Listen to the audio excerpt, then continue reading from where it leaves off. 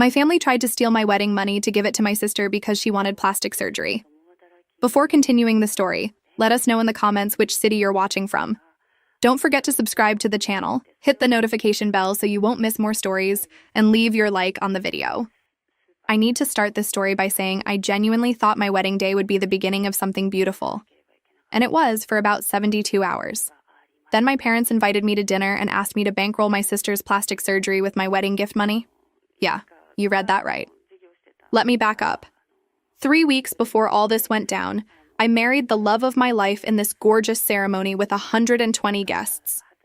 My husband's family paid for everything, which was incredibly generous, and honestly kind of them considering my parents spent most of the planning process complaining about the venue choices and the fact that we weren't serving their preferred caterer. The day itself was perfect, though. The weather cooperated, nobody got drunk and embarrassing, and we ended up with $15,000 in cash gifts from our guests. $15,000. We were planning to use it for home improvements, maybe finally renovate that nightmare of a kitchen we inherited with the house. So there I am, 3 days post-wedding, still in that honeymoon glow, when my mother calls and asks if I can come to dinner. Just me, not my husband. She said they wanted to have some family time, which should have been my first red flag because my parents aren't exactly the warm and fuzzy type. But I figured maybe they wanted to actually talk about the wedding. Say something nice for once. I told my husband I'd be back in a couple hours, kissed him goodbye, and drove over to their house. My father opened the door, gave me this weird, tight smile, and my mother was already setting the table. My older sister was there too, looking like she'd been crying. She's 34, 2 years older than me, and she'd recently gone through a divorce that was entirely her own fault. She'd been having an affair with her married boss for 2 years. 2 years. Her husband found out, divorced her, and she lost pretty much everything in the settlement because, surprise, infidelity doesn't look good in court. We sat down to eat, and the whole meal was tense. My sister barely looked at me. My parents kept exchanging these glances like they were communicating telepathically. Finally, over dessert, my mother cleared her throat and said, "Vanessa, we need to talk to you about something important." I put down my fork. "Okay." "It's about your sister," my father said. "She's been going through a really difficult time, as you know." I nodded. I did know. She'd been living with our parents for 6 months, unemployed, depressed, and generally making everyone around her miserable with her refusal to take any responsibility for her own choices. "She needs help getting back on her feet," my mother continued, "and we think you're in a position to provide that help." I felt this creeping sensation up my spine. "What kind of help?" My father leaned forward. "The wedding gifts, the $15,000. Your sister needs it more than you do." I actually laughed. I couldn't help it. "You're joking." "We're completely serious," my mother said, her voice taking on that sharp edge I knew so well. "You just married into money. Your husband has a good job, you have a house, you don't need that money. Your sister needs to get plastic surgery and some beauty treatments so she can start dating again. She needs to feel good about herself." I stared at them. "You want me to give my wedding gift money to fund my sister's plastic surgery?" "It's not just plastic surgery," my sister said, speaking for the first time. Her voice was thin and bitter. "It's about rebuilding my life. You have everything. You have a husband who actually loves you, a nice house, a stable job. What do I have? Nothing. I lost everything." "You lost everything because you slept with your married boss for 2 years," I said flatly. "That was your choice." "Vanessa," my father snapped, "that's enough. Your sister made mistakes, but family helps family. We gave you a good life, we raised you, and now we're asking you to help your sister when she needs it most." "You didn't pay for my wedding," I pointed out. "My husband's family did. And those gifts were from our guests, to us, as a couple. They weren't given to you to redistribute." My mother's face went red. "How dare you? After everything we've done for you, you're being selfish and cruel. Your sister is suffering, and you're sitting there counting your money like some kind of miser." I pulled out my phone and very deliberately started recording. My parents didn't notice at first. They were too busy building up steam. But my sister's eyes widened. "Say that again," I said calmly. "About how I should give you $15,000 of my wedding money so my sister can get plastic surgery to attract men after destroying her marriage through infidelity. Please say it again for clarity. The table went silent. My father's face turned an interesting shade of purple. Are you recording this? My mother whispered. Yes, I said, still recording. Because this is absolutely insane, and I want proof that you actually asked me this. I want proof that you invited me to dinner to tell me I should hand over my wedding gifts because my sister needs a mommy makeover to feel better about herself after blowing up her own life. I stood up, grabbed my purse, and headed for the door. My mother was shouting something about disrespect. My father was demanding I delete the recording, and my sister was crying again. I walked out, got in my car, and sat there for a moment, shaking with laughter and anger in equal measure. Then I drove home, walked in, and showed my husband the recording. He listened to the whole thing, his expression moving from confusion to disbelief to pure amazement. When it finished, he looked at me and said, "Your family is absolutely unhinged." I know, I said. I really, really know. The thing is, I thought that would be the end of it. I genuinely believed that once they calmed down and realized how absolutely ridiculous they'd been, they'd back off. I should have known better. I've known these people my entire life. They don't back off. They double down. 2 weeks later, there was a birthday party for one of my cousins. Big family gathering. About 40 people. All the aunts and uncles and cousins and their kids. I almost didn't go, but my husband convinced me it would look worse if I avoided family events. He said we should go, be pleasant, and keep our distance from my parents and sister. Simple plan. We showed up, brought a nice gift, and I was immediately cornered by my mother in the kitchen. She was helping set up the food, and she pulled me aside with this fake sweet smile on her face. "I'm so glad you came," she said. "I wanted to talk to you about our conversation the other day. I think maybe we came on too strong, but you have to understand. We're just worried about your sister." "Mom," I said, "I'm not giving you the money." Her smile froze. "Vanessa, please. Just think about it. 5,000 would be enough. We're not asking for all of it." "Oh, now it's 5,000? What happened to 15? "We're trying to be reasonable," she hissed. "Your sister is family. She needs help." "Then you help her," I said. "You and Dad have money. You have your retirement savings. If you think she needs plastic surgery so badly, you pay for it." "That's our retirement," she snapped, the pretense dropping instantly. "We're not spending our retirement on this." "You're young? You'll make more money? You can spare 5,000. "No," I said simply. And we're not having this conversation again. I walked away from her and rejoined my husband, who was talking to one of my uncles about sports. My mother followed me out of the kitchen, and I could see my father and sister huddled in the corner, watching us.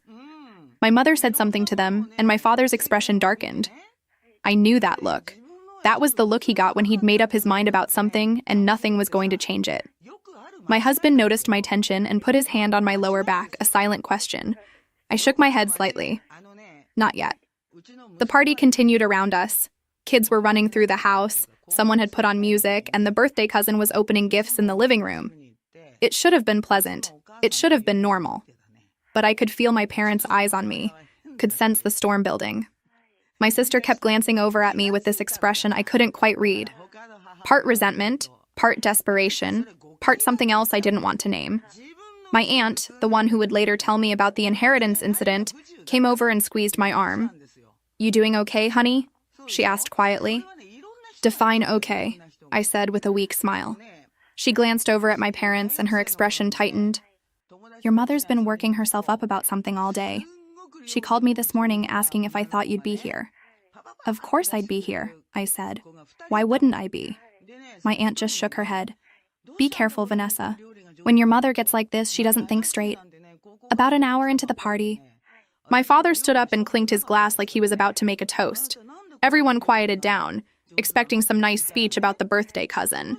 Instead, he looked directly at me and said, "I'd like to take a moment to talk about family loyalty and what it means to help each other in times of need."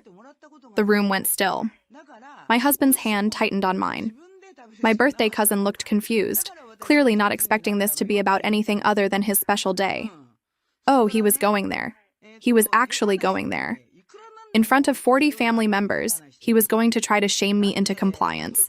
My husband squeezed my hand, but I shook my head. I was done playing defense. Actually, Dad, I said, standing up. Let's talk about that. Let's talk about family loyalty. I pulled out my phone and connected it to the Bluetooth speaker someone had set up for music. My cousin looked confused but didn't stop me. I pulled up the recording and hit play. The entire party listened in dead silence as my parents' voices filled the room, asking me to donate my wedding gift money to my sister's plastic surgery fund.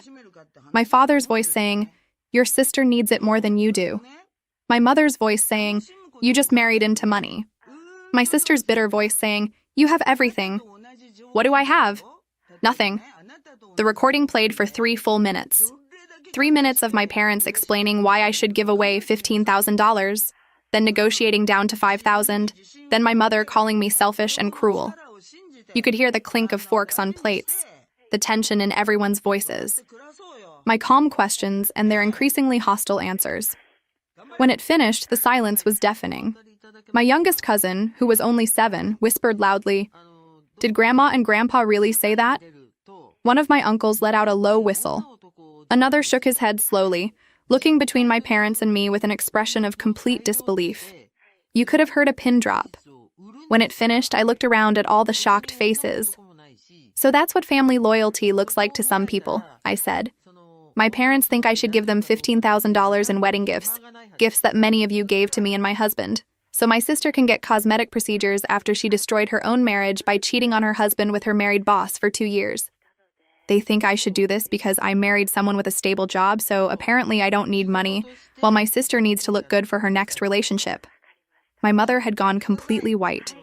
Her hands were shaking. She looked around the room at all the family members staring at her. And I saw something in her face that I'd never seen before. Shame. Actual shame. My sister was openly sobbing, her face buried in her hands. One of my cousins had moved slightly away from her, creating physical distance. My father looked like he wanted to physically attack me. His face was red, a vein throbbing in his temple. His fists clenched at his sides. But my uncle, the one who'd been talking to my husband about sports, stepped between us. He's a big guy, played football in college, and even at 55, he's not someone you want to mess with. "Is this true?" my aunt asked, staring at my parents. Her voice was sharp, cutting through the tension. "Did you really ask her for this?" "This is a private family matter," my father said tightly, his voice shaking with barely controlled rage. "Vanessa had no right to air this publicly." "Private?" I laughed, and it came out harsh and bitter. "You were about to give a public speech about family loyalty. You were about to shame me in front of everyone here. So yes, I aired it publicly. You want to talk about loyalty? Where was your loyalty to me when you invited me to dinner just to demand my wedding money? Where was your loyalty when you couldn't even be happy for me on my wedding day because you were too busy thinking about how to get money out of me?" "Vanessa." "Please," my sister cried. "You're making everything worse." "I'm making everything worse?" I laughed. "You had an affair. You destroyed your own marriage. You lost your job because you were sleeping with your boss. These are consequences of your own actions, and now you want me to pay for plastic surgery so you can feel better about yourself?" "No, absolutely not." Several of my cousins were nodding. One of my aunts had her hand over her mouth, looking horrified. The birthday cousin just looked extremely uncomfortable that his party had turned into this. My parents grabbed my sister and stormed out of the house. My sister was wailing about how I'd ruined everything, how I was cruel and heartless. The door slammed behind them, and the party was left in this awkward, stunned silence. Then my uncle started laughing. "Well," he said, "that was something." The tension broke, and suddenly people were coming up to me, telling me I'd done the right thing, asking if my parents had really asked for the money. My husband looked both proud and slightly concerned, probably worried about the fallout. But I felt lighter than I had in weeks. I'd said what needed to be said. Later that night, my mother sent me a text message. It was long and rambling, full of accusations about how I'd humiliated them in front of the family, how I'd betrayed their trust by recording a private conversation, how I was tearing the family apart. She said my sister was devastated and it was all my fault. I screenshot the text and posted it on social media with the caption, "When your parents are more upset about being exposed than about what they did in the first place." I didn't tag them or mention them by name, but the family group chat lit up within minutes. More people reached out privately to tell me they'd suspected my parents of favoritism for years, but never had proof. The next morning, my aunt called me. Not just any aunt, but my father's older sister, the family matriarch who everyone respects. She asked if she could come over for coffee. And I said yes, curious about what she wanted. She arrived at 10 in the morning with pastries and a serious expression. We sat at my kitchen table, the one my husband and I were planning to replace with the wedding money, and she folded her hands in front of her. "I need to tell you something," she said. "And I should have told you years ago, but I was trying to keep the peace. That was wrong of me." I waited. "This isn't the first time your parents have tried to redistribute family money to your sister," she said quietly. "When your grandmother died 5 years ago, she left each grandchild $5,000. Do you remember?" I nodded. "I'd used mine as part of my house down payment. Your cousin Jake also got $5,000, she continued. "Your parents approached him privately and asked him to lend his inheritance to your sister. She needed it for the down payment on a house, they said. It was urgent. They promised she'd pay him back within a year." I felt my stomach drop. What happened? Jake said no. He'd just started his business, he needed that money, and frankly, he didn't trust that your sister would actually pay him back. And he was right not to trust that. Your parents were furious. There was a huge fight at that year's Christmas dinner. Your mother said Jake was selfish. Your father said he was ungrateful for all the times they'd helped him when he was younger. They brought up every favor they'd ever done for him. Every time they'd babysat his kids or helped him move or lent him their car. They kept a score sheet in their heads of everything they'd ever done for anyone, and they called it in all at once. My aunt's voice was bitter, and I realized she'd been carrying this for years. The family took sides. It was ugly, Vanessa. Really ugly. Some people thought Jake should help family. That blood is thicker than water and all that nonsense. Others thought your parents were completely out of line. There were shouting matches. People stopped talking to each other. That Christmas dinner ended with half the family leaving early and your mother crying in the bathroom. I don't remember any of this, I said. My mind racing through that year, trying to find the gaps. You were living across the country for that job, my aunt said. You just started dating your husband. You came home for Christmas that year, but you flew in late on Christmas Eve and left the day after. You missed the dinner where everything exploded. Your parents made sure you didn't hear about it because they knew you'd ask questions. They told you that Jake couldn't make it because his kids were sick. They covered it up. She took a sip of her coffee, her hands wrapped around the mug like she was trying to warm herself despite the summer heat outside. Jake and your parents didn't speak for over a year. Your mother would leave rooms when he entered. Your father refused to go to family events if Jake was invited. It split the family down the middle. Eventually, people got tired of the drama and forced a reconciliation, but it was superficial. They've been civil since then, but the relationship never really recovered. Jake told me privately that he'll never forgive them for trying to manipulate him like that, for weaponizing family connection to get money. How much of this happened with other people? I asked quietly. My aunt looked uncomfortable. I don't have proof of other incidents, but I've heard whispers.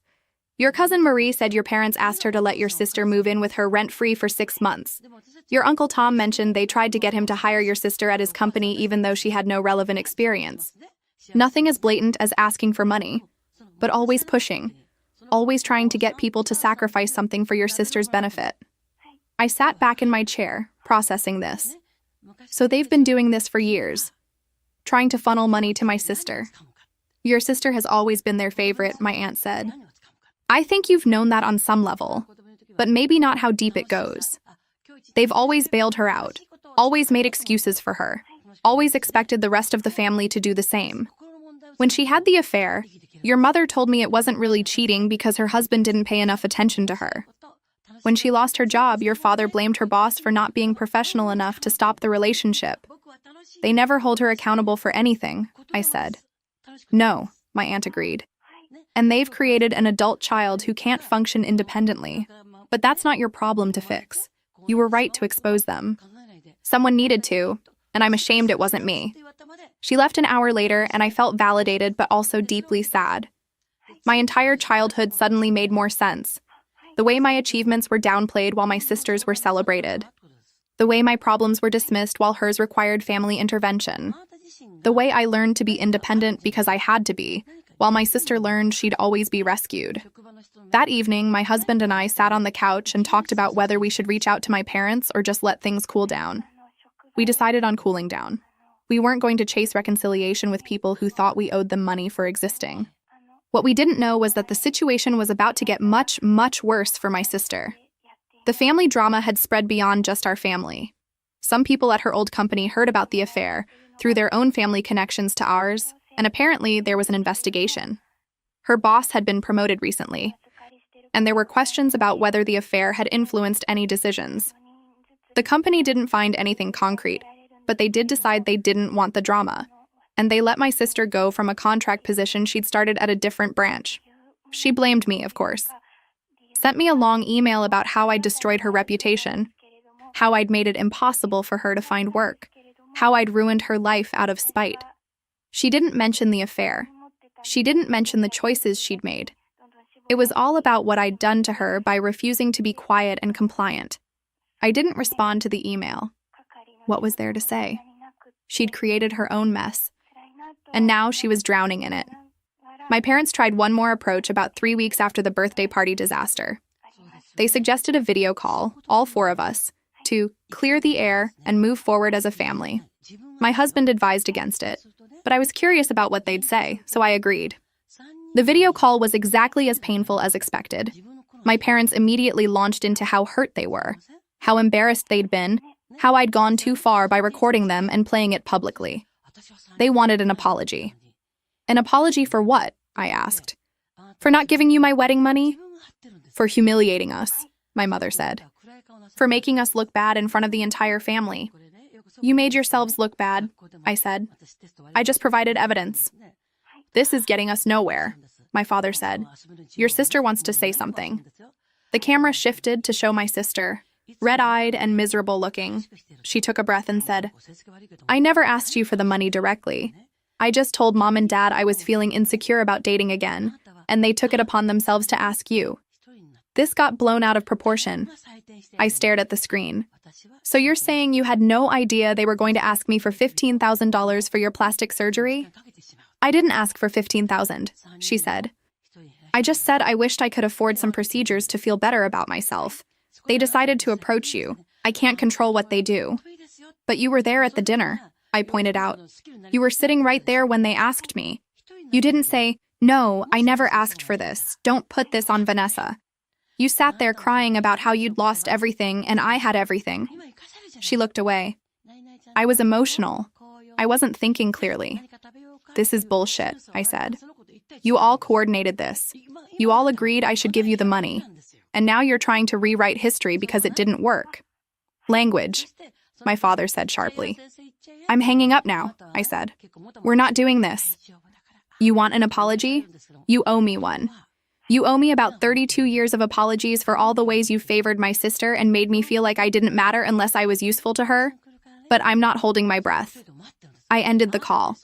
My husband hugged me while I cried angry tears, frustrated that I'd let them get to me again. Frustrated that I'd hoped for anything different. The following months were quieter, but the tension never fully disappeared. My parents and I maintained a cold distance. We'd see each other at mandatory family events and be polite. But there was no real relationship there anymore. My sister stopped contacting me entirely, which was honestly a relief. My husband and I went ahead with our kitchen renovation. We hired a contractor, picked out new cabinets and countertops, and spent about $12,000 of the wedding money on creating the kitchen I'd always wanted. Every time I cooked in that space, I felt satisfaction knowing I'd used that money for us, not for my sister's questionable life choices. I went back to teaching full-time after the summer break. My students were a welcome distraction from family drama. Third graders don't care about your complicated family dynamics. They just want to learn about dinosaurs and complain about homework. It was refreshingly simple. Meanwhile, my sister apparently decided she needed an emotional support animal. She'd moved out of my parents' house finally into a small one-bedroom apartment across town, and she thought a dog would help with her loneliness and depression. The problem was, she didn't do any research. She didn't think about her lifestyle, her work schedule, or the costs involved. She saw a breeder online selling designer puppies for $3,000 and bought one impulsively. The dog was some kind of poodle mix, high energy, required constant attention, and she had zero experience with dogs. Within 2 weeks, her apartment was destroyed. The puppy chewed through furniture, had accidents everywhere because my sister wasn't home enough to properly house train it, and barked constantly, leading to noise complaints from neighbors. My mother called me about it, which was surprising since we'd barely spoken in months. "Your sister is overwhelmed with the dog," she said. "She's really struggling." "Okay," I said, waiting for the request. "We were thinking you and your husband might be willing to take the dog.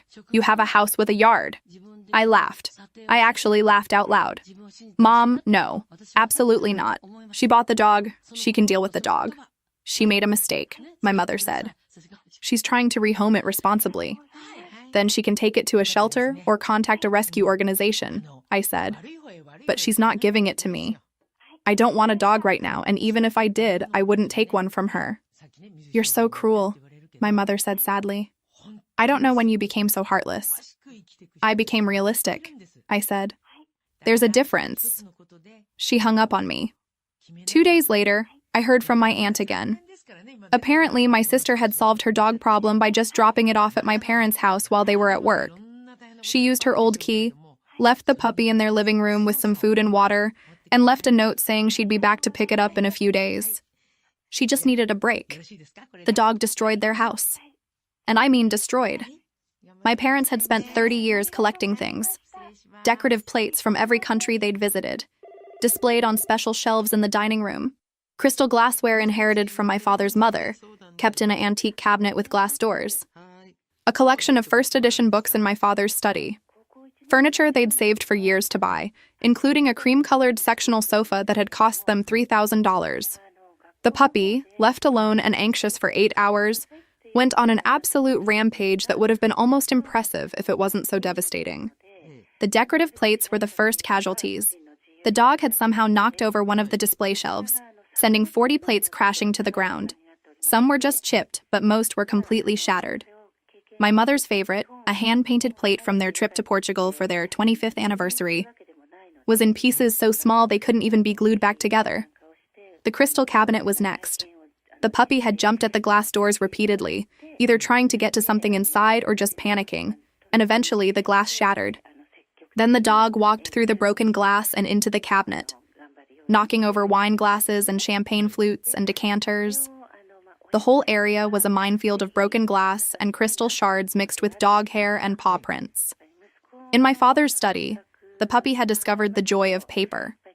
Important documents, family photos, first edition books, tax records. Everything was either chewed, shredded, or scattered across the room. My father had a complete collection of classic science fiction novels, some of them signed by the authors, and the dog had used them as chew toys. The leather bindings were torn, pages ripped out, covers destroyed. The cream sofa was perhaps the worst. The puppy had not only chewed through 2 of the cushions, leaving foam everywhere like it had snowed indoors, but had also had multiple accidents on it. The smell was apparently unbearable. And the damage was so extensive that the furniture company said it couldn't be repaired or even professionally cleaned. It was a total loss. The kitchen was a disaster zone of a different kind. The puppy had somehow opened the pantry door and dragged out everything within reach. Bags of flour were torn open and spread across the floor. Boxes of pasta were scattered everywhere. A bottle of olive oil had been knocked over and shattered, leaving a slick, greasy mess. The dog had eaten some chocolate chips and had gotten sick, adding vomit to the already apocalyptic scene. Food from the pantry was dragged everywhere, mixed with dog hair and paw prints tracked through the various disasters.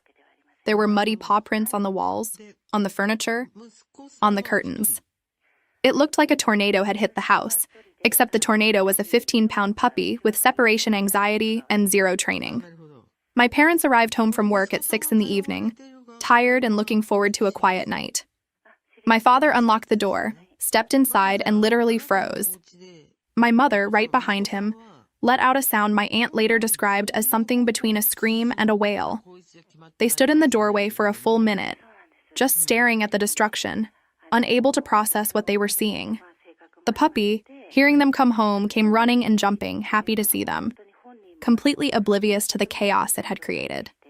My father looked at the dog, looked at the house, and his face went through about 6 different emotions before settling on pure rage.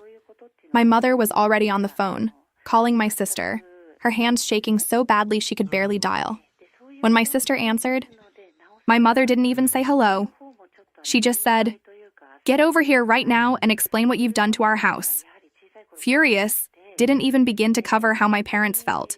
They called my sister, told her to come get the dog immediately, and when she showed up 2 hours later, strolling in like she had all the time in the world, she was completely unapologetic. She looked around at the destruction, shrugged, and said, "I guess he had some anxiety. You should have taken him for a walk or something." "You broke into our house," my father said, according to my aunt who heard all this secondhand from a neighbor. "I didn't break in. I used my key," my sister said. "Your old key, which you were supposed to return when you moved out," my mother said. They demanded she pay for the damages. My sister refused, saying it was an accident and they should just file an insurance claim. My parents said if she didn't pay, they'd file a police report for the break-in and destruction of property. This is where things got truly insane. My parents ended up giving the dog to a coworker of my father's who had experience with high-energy breeds. They didn't tell my sister, just rehomed the dog and told her after the fact. My sister completely lost it. She threatened to sue them for theft, said the dog was her property, said they had no right. My father told her if she wanted to pursue legal action, he'd counter with charges for breaking and entering and destruction of property. He had photos of everything, and the neighbor had seen her car in the driveway during the day when she'd dropped off the dog. They were at a complete stalemate. My sister couldn't afford a lawyer, my parents were done bailing her out, and the dog was gone to a better situation. My aunt called me to fill me in on all of this, and I just sat there on my renovated kitchen counter, listening to the absolute circus my family had become, and felt nothing but relief that I wasn't involved. "Are you okay?" my aunt asked. "I'm fine," I said honestly. "I'm actually really, really fine. Is that terrible?" "No," she said. "It's healthy. You removed yourself from a toxic situation. That's the right thing to do." But my sister wasn't done. She couldn't accept that her parents had actually stood up to her for once in her life. She'd grown up being bailed out, excused and supported no matter what she did. And suddenly there were consequences. She couldn't handle it. She tracked down the coworker who'd adopted the dog. She found his address through some online stalking, drove to his house, and when she saw the dog in the backyard, she literally went into the yard and took it. Just opened the gate and walked out with the dog while the family was inside having dinner. They had security cameras, they called the police. The whole thing was caught on video. My sister was charged with theft and trespassing. The dog, who had been with this new family for 3 weeks and was clearly happy and well-adjusted, showed no excitement at seeing my sister. That detail killed me when I heard it. The dog didn't even care. She had to go to court, got fined $500, and was ordered to pay restitution to the family for emotional distress and legal fees. Another $700. The judge also ruled that the dog would remain with the new family since my sister had demonstrated she couldn't care for it properly and had committed a crime to retrieve it. My sister tried to fight it, tried to argue that she'd only asked my parents to watch the dog temporarily, but she couldn't prove that. My parents had photos of the destruction, documentation of the costs, and her own note that said, "Back in a few days," which the judge said indicated abandonment. She lost everything. The case, the money she didn't have, the dog, and whatever remaining respect anyone had for her judgment. My parents were horrified, not at my sister, but at the situation and how it reflected on them. My father's coworker quit shortly after, not wanting to work with someone whose daughter had stolen from him. My father faced workplace gossip and awkwardness for months. You'd think this would be the wake-up call my parents needed to see that they'd enabled my sister into complete dysfunction. But no. They blamed the coworker for pressing charges. They blamed the judge for being harsh. They blamed me, somehow, for starting all this by not giving my sister the money in the first place, which they claimed had sent her into a spiral. My aunt told me they'd tried to say in a family group text that if I'd just helped my sister when they'd asked, none of this would have happened. She'd have had money for therapy and better life choices. Several family members shut that down immediately. My cousin Jake, the one who'd refused to loan his inheritance years ago, sent a message that said, "Or maybe if you'd taught her accountability 30 years ago, she'd be a functional adult now." My uncle added, "Vanessa isn't responsible for her sister's choices. Stop trying to make her the villain in a story where your daughter committed actual crimes." My parents left the group chat. 1 year after my wedding, my life had never been better. The kitchen renovation was complete, and I loved cooking in that space.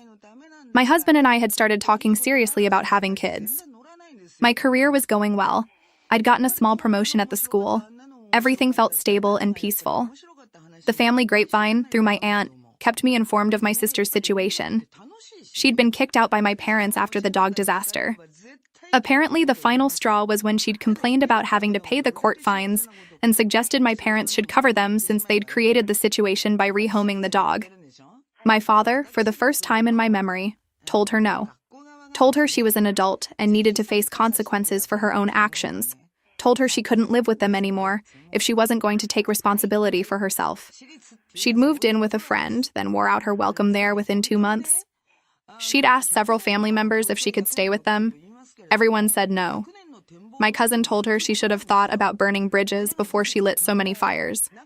The last I heard, she was living in a studio apartment, working retail, and barely making rent.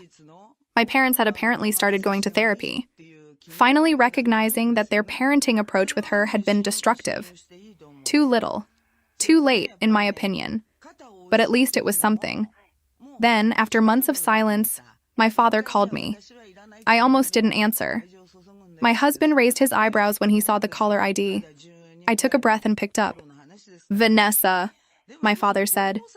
His voice sounded older, tired. "I'm calling to tell you that your mother and I have been in therapy, and we've come to understand some things about how we treated you and your sister differently." I waited. "We were wrong," he continued. "We enabled your sister and took you for granted. We assumed you'd always be fine because you were independent, and we didn't see how that independence came from you not being able to rely on us. We're sorry." It was the apology I'd wanted for over a year, maybe for my entire life. And sitting there in my beautiful kitchen, in the home I'd built with my husband, I realized something. I didn't need it anymore. "Thank you for saying that," I said. "I appreciate it. We'd like to rebuild our relationship with you," he said. "If you're willing to try." "I'll think about it," I said. "But I need you to understand something. I'm happy now. I have a life that works for me. If we're going to have a relationship, it has to be healthy and equal. I'm not going to be the person you call when you need something. I'm not going to be expected to fix things or smooth things over or put myself last. If you can accept that, then maybe we can talk." "That's fair," he said quietly. We talked for a few more minutes. He told me about therapy, about realizing how much damage they'd done to both of their daughters, just in different ways. He said my mother wanted to call too, but was afraid I wouldn't answer. "I need time," I told him. "This doesn't get fixed with one conversation." "I know," he said. After we hung up, my husband asked how I felt. "Honestly," I said, "I don't know. Part of me wants to believe they've changed. Part of me thinks this is just another manipulation. But mostly, I just feel okay with not knowing. I don't need them to be different for me to be happy." We decided to use the last of the wedding money to start preparing for a baby. We converted the spare room into a nursery, bought paint and furniture, started planning for the future we wanted. We were building something new, something that was entirely ours. My mother did call, eventually. She left a voicemail that was tearful and apologetic, asking if we could have coffee sometime. I listened to it twice, then saved it and didn't respond immediately. Not out of cruelty, but because I wanted to make sure I was responding from a healthy place and not from that old desperate need for parental approval. My aunt hosted a family dinner 2 months after my father's call. She asked if I'd come, said it would be small, just close family, and my parents would be there but would understand if I didn't want to talk to them. I went. My husband came with me, which made it easier. My parents were subdued, polite. They didn't corner me or make demands. They asked about the house, about my work, about normal things. It was superficial but not hostile. My sister wasn't there, which everyone seemed relieved about. At one point, my mother approached me in the kitchen. "Your father told you we've been in therapy," she said. "He did," I said. "I want you to know that I'm working on understanding why I favored your sister," she said. "My therapist says it's because I saw myself in her struggles and saw your father in your competence, and I overcorrected for my own insecurities. That's not an excuse, just an explanation." "Okay," I said. "I don't expect forgiveness," she said. "But I hope, eventually, we can have some kind of relationship." I'd like to know my future grandchildren. That last part got me, because yes, I was pregnant, only 6 weeks along, hadn't told anyone yet except my husband and my doctor. But the idea of my mother knowing my children made me deeply uncomfortable. Maybe, I said. We'll see. She nodded and walked away. Driving home that night, my husband asked what I was thinking. I'm thinking that I'm glad I stood my ground, I said. I'm glad I didn't give them the money. I'm glad I exposed the favoritism. Because if I hadn't, I'd still be in that cycle, still trying to earn love from people who were never going to give it freely. And now? He asked. Now I'm free, I said. They can change or not change. They can be part of my life or not. But my happiness doesn't depend on them anymore. 3 months later, I was showing, and we announced the pregnancy to the family. My parents sent a card and a small gift, nothing extravagant, with a note that said they were happy for us. I sent a thank you text. It was civil, appropriate, distant. My sister sent nothing, which was expected. I heard through family that she'd finally gotten a better job, was seeing a therapist, and was slowly getting her life together. I was genuinely glad for her, but I had no desire to be part of that process. The last significant interaction came when my sister apparently told my parents she wanted to apologize to me. My father called and asked if I'd be willing to meet with her, maybe with them present as mediators. I thought about it for a full week, talked it through with my husband, with my therapist, with my aunt. And finally, I decided no. I don't need her apology. I told my father on the phone. Maybe she needs to give it for her own healing, and that's fine. But I don't need to receive it. I've moved on. I'm not angry at her anymore, I'm just indifferent. And honestly, that's the healthiest place I've ever been regarding her. I understand, my father said. He sounded disappointed, but not angry. If she wants to apologize, she can write a letter, I said. But I'm not meeting with her.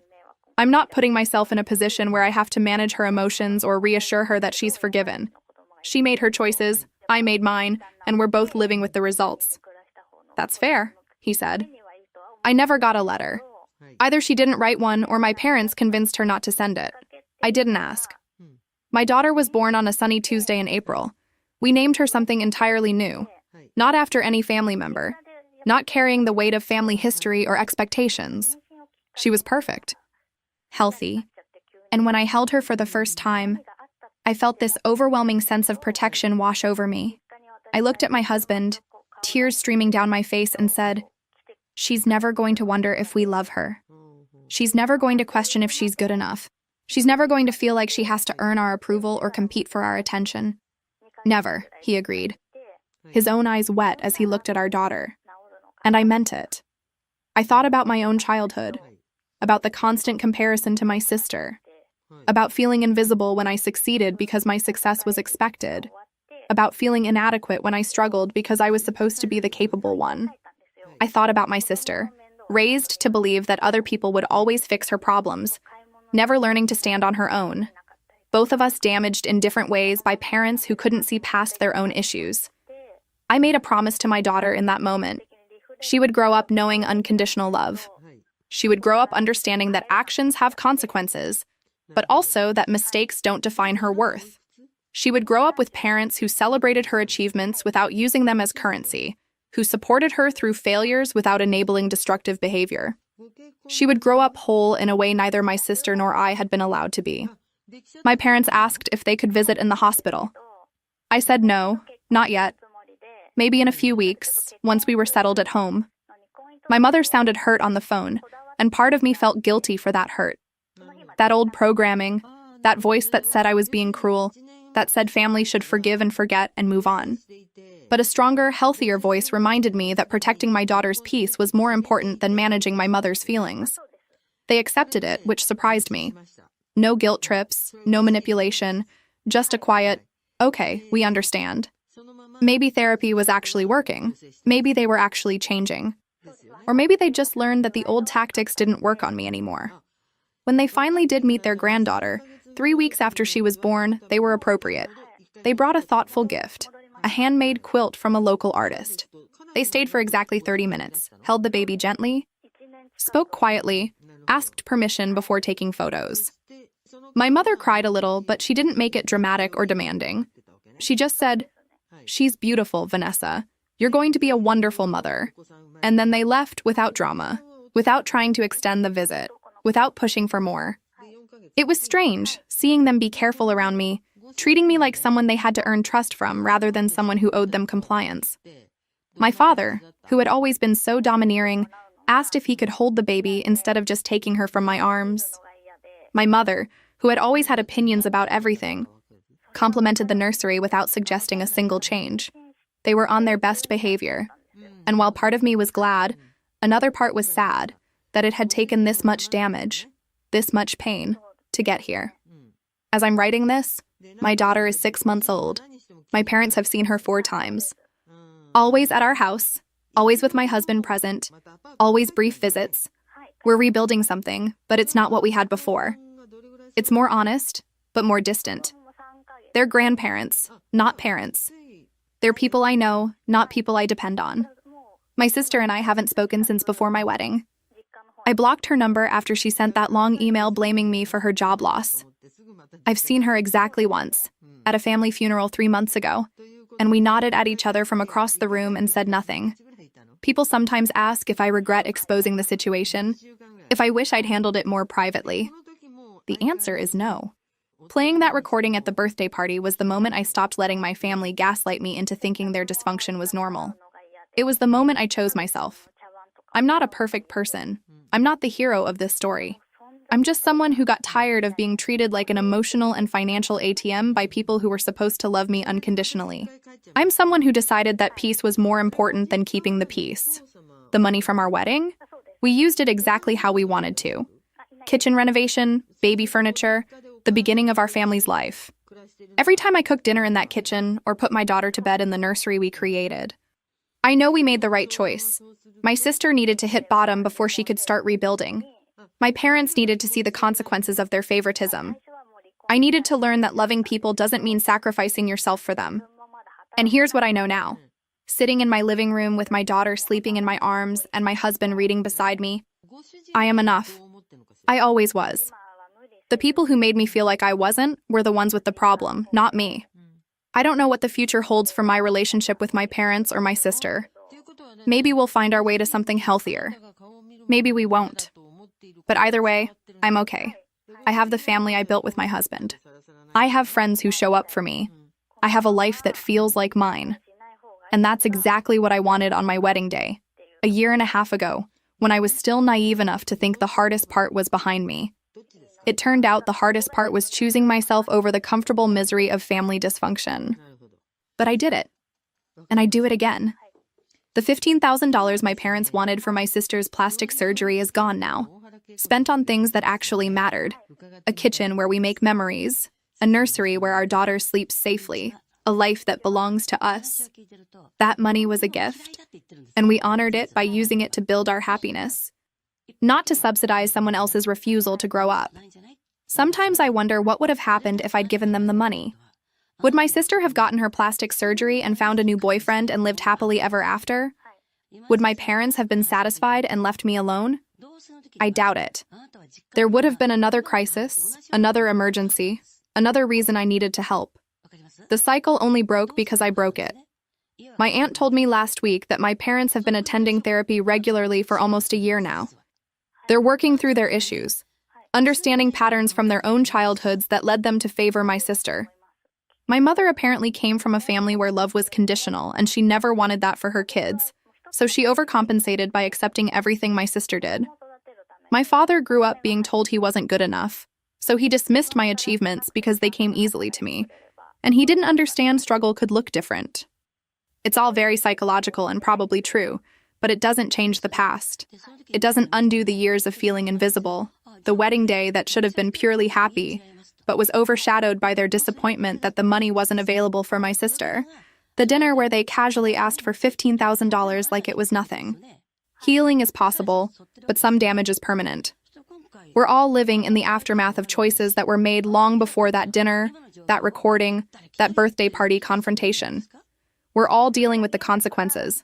The difference is, I'm dealing with them on my terms now. My husband just looked over my shoulder to see what I was writing, and he laughed. "You're really documenting all of this?" "Someone should," I said. Maybe our daughter will read it one day and understand why we kept her grandparents at a distance. Maybe she'll understand that sometimes loving people means setting boundaries, even when those people are family. She'll understand, he said. Because we'll teach her that family isn't just blood. Family is the people who show up for you, who celebrate your successes, who don't ask you to set yourself on fire to keep them warm. He's right. That's the lesson in all of this. That's what I learned over $15,000 and one absolutely insane year of family drama. You don't owe anyone your happiness. You don't owe anyone your peace. You don't owe anyone your money, your time, or your emotional labor just because you share DNA. You owe yourself the life you want to live. I built that life. And no one, not my parents, not my sister, not anyone, is going to make me feel guilty for it anymore.